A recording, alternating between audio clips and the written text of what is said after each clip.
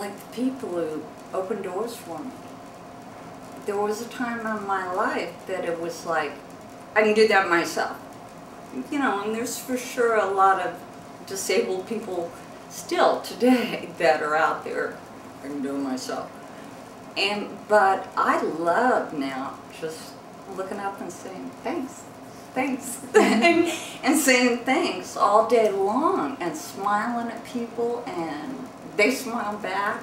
And I might take a day that wasn't going good for them at all, and then all of a sudden,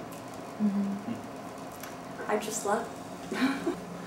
And then can you talk a little bit more about how personal space issues when it comes to your chair, and how people sometimes don't maybe invade that space once you think about that and so forth?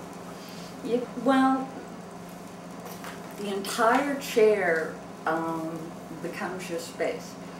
And for instance, at parties, people will just comfortably lean on my chair while they're talking to somebody else behind me or whatever. They'll just comfortably rest their arm. And the guy I date,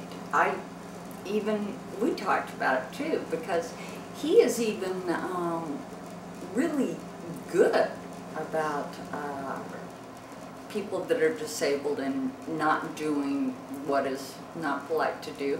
But I said, you don't realize that every time we're at a party, you're leaning on, you're putting your elbow over on my chair, and there's no place for me to put my elbow if I wanted to put my elbow on my chair or whatever. And it comes up a lot when we go to watch things where, for instance, the Jesse Hall or something like that. You know, having your own seat just means everything. Could you talk a little bit about communicating at eye level and how you handle that situation or different situations? Well, personally, I know at parties and things like that, it is very important to me to be on somebody's eye level when I'm talking to them. I get like this. I used to get a crick in my neck at the ending of all parties. You know, it was like, I can't do this any longer. I can no longer look up like this. And so now I can raise my chair when I want to talk to somebody. And like I said, the reason that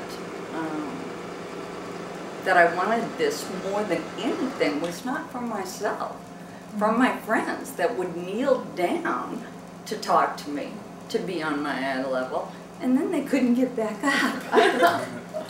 Because that's happening more and more, you know, with my age friends.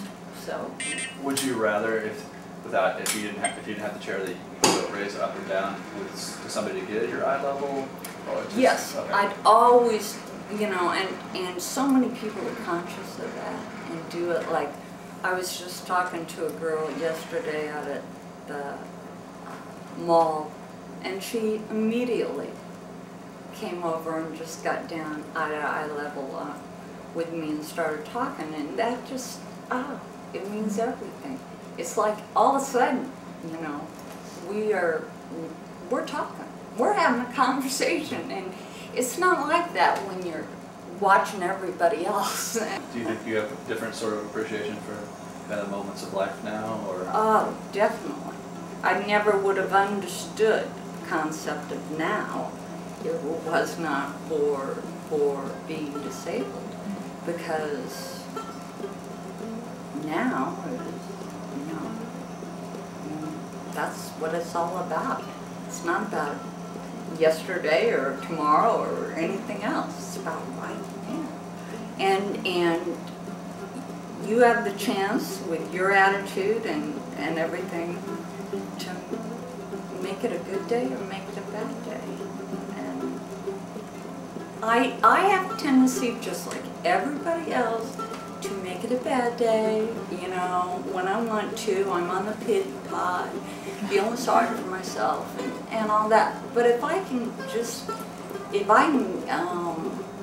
get off that which my disability allows me to do, you know. It's amazing the number of times I get to choose during the day to be happy.